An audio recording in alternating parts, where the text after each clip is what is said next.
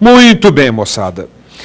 Nessa aula vamos continuar os aspectos relativos à Constituição do Crédito Tributário, desde o artigo 139 até o artigo 146, que é o que nós vamos conhecer agora. Mas antes de olharmos o texto do artigo, eu vou mostrar o que acontece, o que o legislador determinou com muita propriedade, na verdade.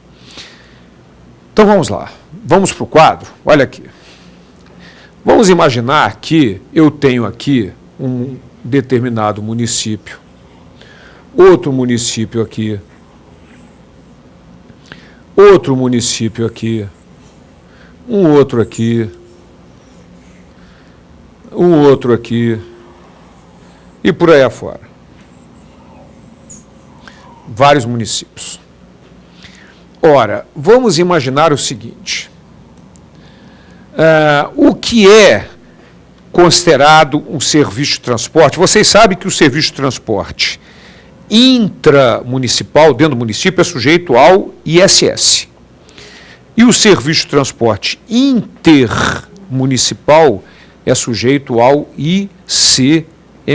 Maravilha. Vamos imaginar que um serviço teve início aqui e término aqui, dentro de um município. Maravilha. Qual era a interpretação dada para serviço de transporte intramunicipal, de natureza estritamente municipal, ou seja, sujeito ao ISS? É quando o início e o término estão dentro do mesmo município. Legal. Definição, interpretação, critério jurídico adotado, interpretação dada. Mas e se o serviço de transporte fosse esse aqui, ó?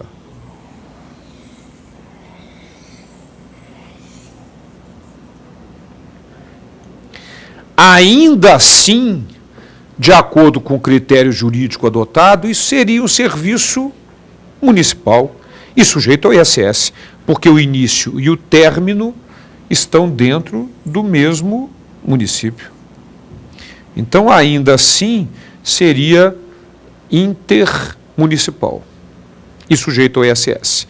Ora, mas foram sendo feitas consultas aos departamentos de consultas jurídicos tributários de estados e municípios e resolveu-se mudar esse critério jurídico, resolveu-se mudar esta forma de interpretação dada à legislação, e este passou a ser um serviço intermunicipal e, portanto, sujeito ao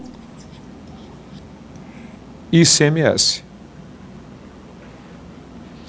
Ora, o que o artigo 146, que daqui a pouco vamos conhecer, determina é que esta mudança do critério jurídico não pode retroagir e incidir sobre fatos geradores pretéritos, sobre fatos geradores passados.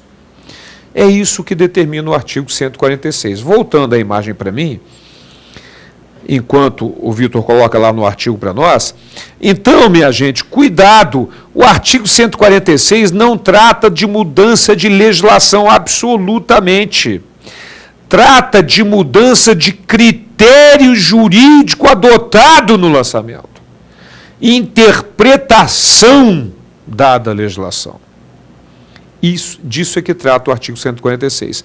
Então, essa mudança de critério jurídico não pode prejudicar quem vinha pagando ISS, no exemplo que eu dei. É só daí para frente que vai valer essa mudança de critério jurídico de interpretação dada à legislação. Vamos ver o que determina o artigo 146, que, numa linguagem jurídica, diz exatamente isso que eu coloquei para vocês.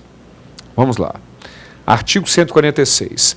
A modificação introduzida de ofício ou em consequência de decisão administrativa ou judicial nos critérios jurídicos adotados pela autoridade administrativa no exercício do lançamento, somente pode ser efetivada em relação a um mesmo sujeito passivo, quanto a fato gerador ocorrido posteriormente à sua introdução. É isso aí o que determina o artigo 146. Mudou o critério jurídico? Ótimo! mas se aplica só daí para frente, não pode retroagir e prejudicar o sujeito passivo. Legal? Voltando para mim, o que eu chamo a atenção aqui, cuidado, o que eu chamo a atenção é para o fato de que não é mudança de legislação a que se refere o artigo 146. É mudança de critério jurídico, mudança de interpretação dada à legislação. Ok? Nós vamos conhecer uma decisão judicial que corrobora exatamente com essa ideia. Vamos lá.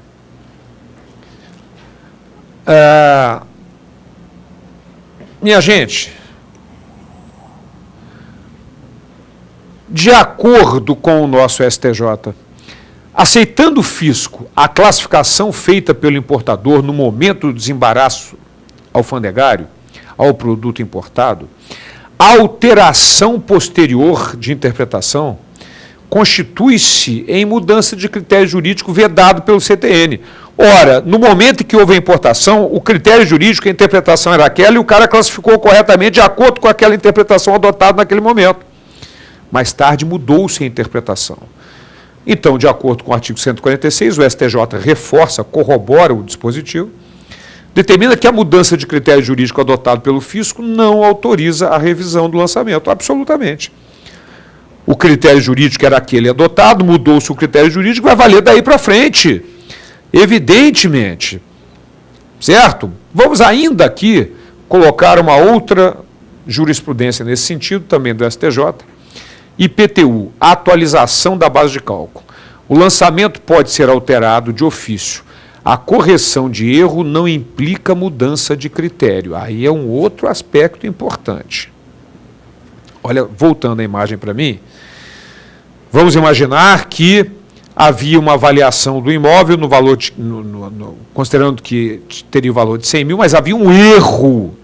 Aí pode ser feito lançamento retroativo cobrando diferença. Porque não é mudança de critério jurídico, não é mudança de interpretação, é erro. Aí tem que se fazer um lançamento mesmo e retroativo. Então, vejam como é importante essa sutileza, essa colocação do STJ. Se havia um erro a ser corrigido, não é uma mudança de critério jurídico, é um erro, retroage, cobra o imposto que deixou de ser pago. Lógico, só não pode retroagir a mudança de critério jurídico, de interpretação dada à legislação tributária. Ok? Maravilha. Então, com esse artigo 146, nós terminamos a constituição do crédito tributário dos artigos 139 até o 146. Mas agora, nós precisamos conhecer os tipos de lançamento. Lógico, é a próxima parte do título crédito tributário. Tipos de lançamento. Nós temos 3 tipos de lançamento. Lançamento direto, de ofício ou ex ofício, lançamento por declaração ou misto, lançamento por homologação. Ok? 3 tipos de lançamento. Então, nós vamos começar com o primeiro tipo, que é lançamento direto, de ofício ou ex ofício, que está previsto no artigo 149, mas que a gente vai ver agora com uma clareza maior. Vamos lá. Artigo 149. Neste caso, a autoridade faz o lançamento, independente de informações periódicas prestadas pelo contribuinte, e o contribuinte notificado desse lançamento ou paga ou impugna. Se ele não concordar, a impugnação vai suspender a exigibilidade e pode resultar depois numa modificação do lançamento, conforme nós olhamos no artigo 145, inciso 1º do CTN, em aula passada. Então, este é o lançamento direto, ocorre no caso do IPTU, ocorre no caso do IPVA. Será que há necessidade de você chegar todos os anos na prefeitura e dizer assim, olha, eu tenho um imóvel situado na rua tal, com tantos cômodos e quero ser tributado pelo IPTU? É óbvio que não. A Fazenda Pública faz o lançamento direto e o sujeito passivo, concordando, faz o pagamento, discordando, vai tentar a impugnação. Este é o nosso lançamento direto. Muito bem, voltando para mim. Esse lançamento direto está no artigo 149 do CTN. São 9 incisos do artigo 149, mas que podem ser resumidos, vocês vão ver. Vamos lá, vamos para a tela para conhecer o dispositivo. Artigo 149. O lançamento é efetuado e revisto de ofício pela autoridade nos seguintes casos. Então, minha gente,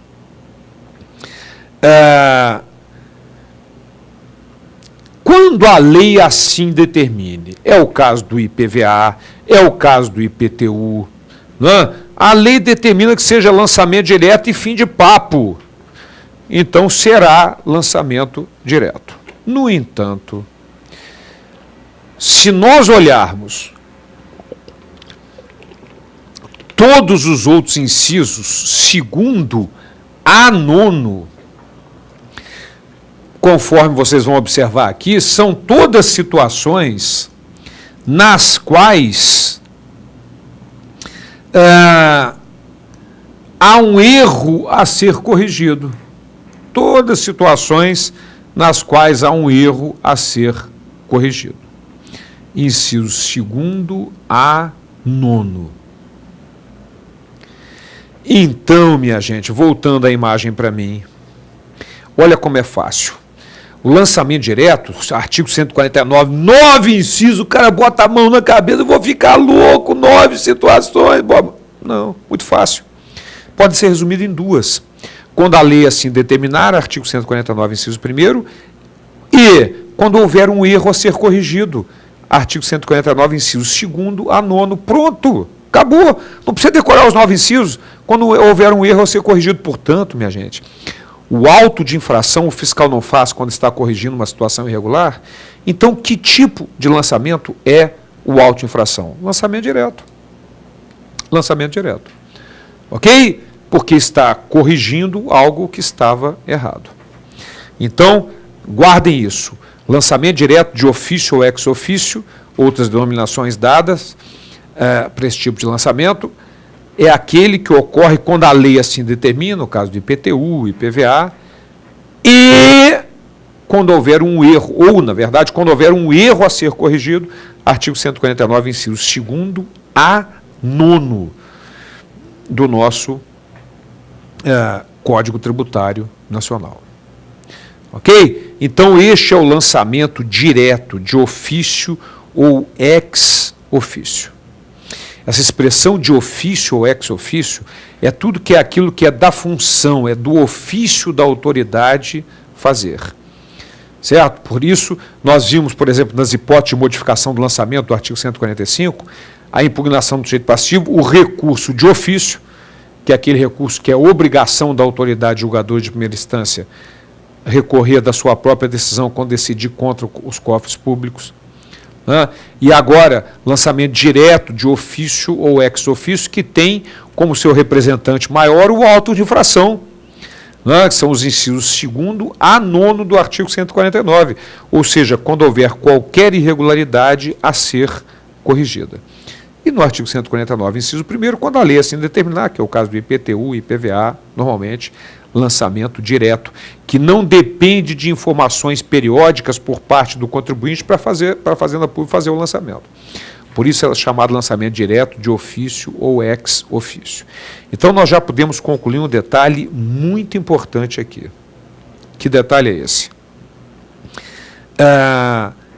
Qualquer erro em qualquer dos 3 tipos de lançamento será sempre corrigido por lançamento direto. Olha só, uma informação importantíssima. Qualquer erro em quaisquer dos 3 tipos de lançamento, que nós vamos estudar daqui para frente, será corrigido por lançamento direto, de ofício ou ex ofício. Certo? Ainda dentro de lançamento direto, nós precisamos analisar um aspecto jurisprudencial e, além disso, o parágrafo único do artigo 149, que traz uma informação muito importante. Certo? Mas isso tudo nós vamos ver no nosso próximo encontro, na nossa próxima aula. Até lá.